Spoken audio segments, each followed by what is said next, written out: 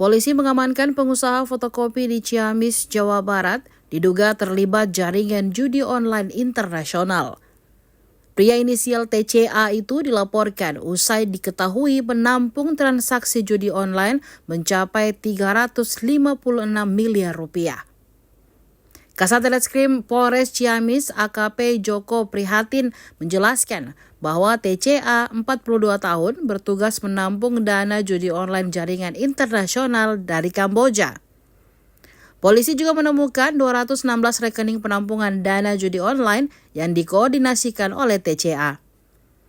Tindak kriminal ini terbongkar usai polisi menemukan transaksi mencurigakan pada Sabtu 22 Juni 2024 yang dilakukan seorang warga berinisial YR.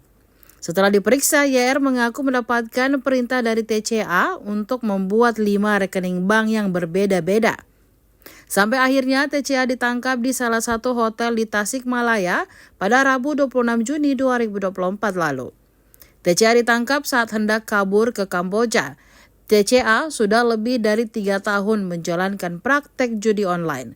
Dalam beraksi, ia melibatkan adik ipar dan istrinya yang saat ini berada di Kamboja.